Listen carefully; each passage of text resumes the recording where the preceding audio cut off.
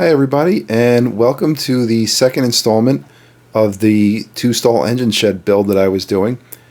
It came out pretty incredible in my opinion.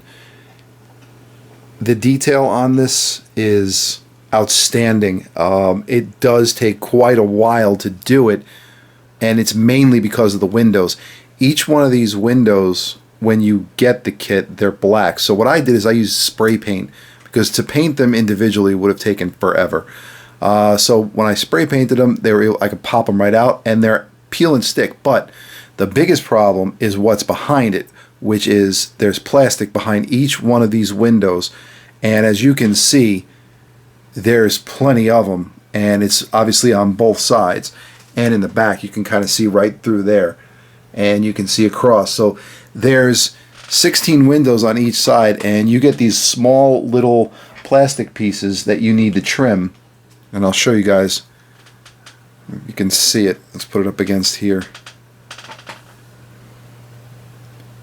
You need to trim each one to fit into each one of these window areas, because otherwise there was no other way to get it. So I started cutting them with a scissor, and that seemed to work, but the problem was it had to be exact. And even though these are all the same, some fit, some didn't fit, so I had to cut them individually, and thankfully my wife helped me with it, because otherwise I'd probably still be building this thing.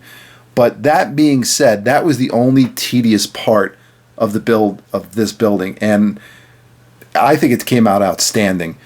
The doors that open and close, I'm going to give you guys a demonstration right now. This is the remote that you get with it, and you can see I have it powered up. There's plenty of LED lighting in there, and I have a Lionel ES44 in there, so I'm going to take the top off in a minute to show you guys how it fits. It's a decent sized engine, and as you can see right here, there's plenty of room. But when I take the roof off, you'll be able to see a little bit better. So there is one issue which I'm going to have to address when I do put this on the layout. So let's open up one of the doors.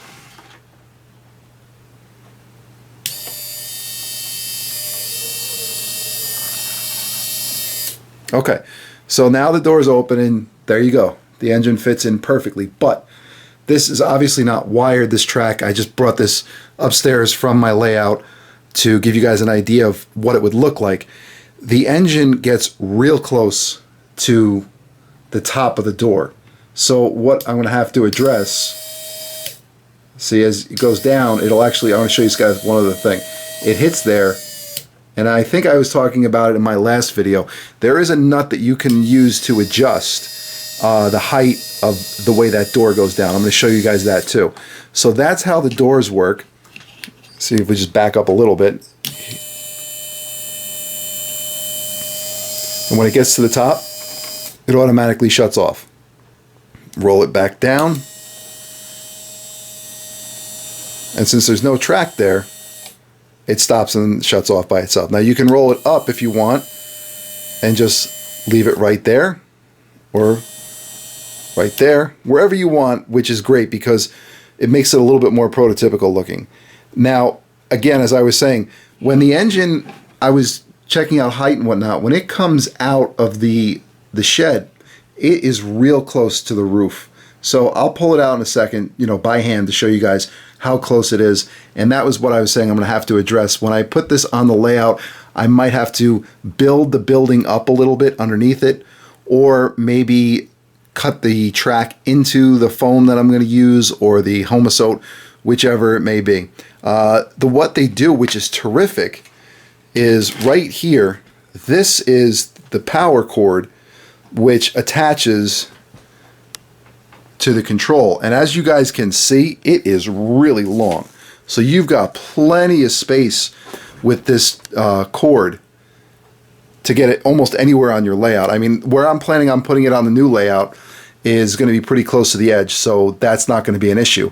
And in my next video that I'm going to film for you guys, I'm going to show you a layout update as to what's going on with my current layout, and then also the tentative track plan that I've come up with for the new layout. So I'm just going to give you guys a once around so you can see the building, and then we'll take a look at the inside.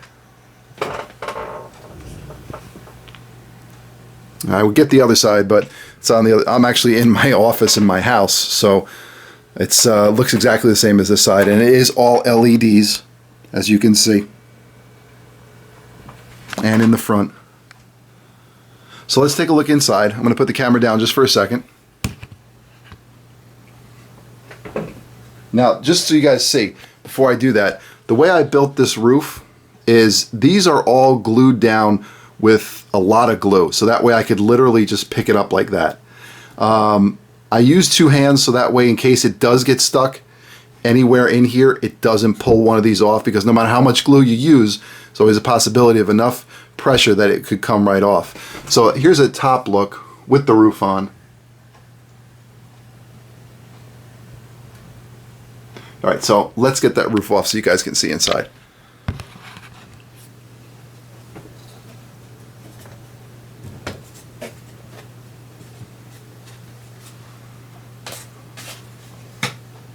Alright, so here we go.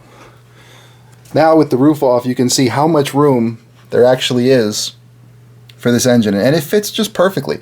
I'd say there's probably about 3 or 4 inches in the front and maybe an inch in the back, but with the end of the track right here for Atlas, I'd probably have to trim that off and maybe put some wheel stops over there so that way the engine doesn't back in. Again, though, like I said, where I'm going to be putting this on the new layout, there should be enough space that I'll be able to see it, and I can just pull it in and kind of judge. Now, this is the nut that I was telling you guys about right here. So you adjust that, and that'll adjust the height of the door. So that way when it goes down, it doesn't hit the track and, you know, just keeps spinning. That was the one I was using on this side right here. And this, again, as you can see, this is the cable. So it's got a lot of cable. And I would say it's probably about 5 or 6 feet. Detail on this is pretty amazing when you see the inside. The final finished product, I think, came out outstanding. And the fact that the vents right here are open, these grates, probably have some smoke coming out when the engine starts up, which will look really cool. So here's what I wanted to do. I'm going to take the this engine, slide it forward a little bit, so you guys can see what I was talking about with how close it is to the top of the door. In fact, let me just put both hands on this so I don't make any mistakes.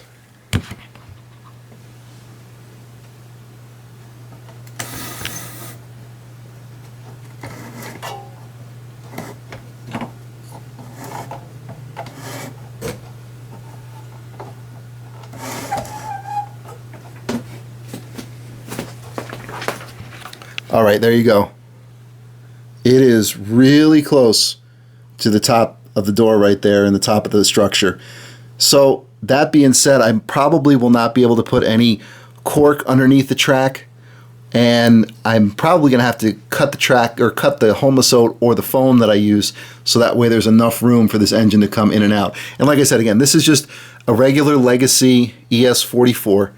But that being said, guys, I really love this piece. I cannot wait to put it on the new layout.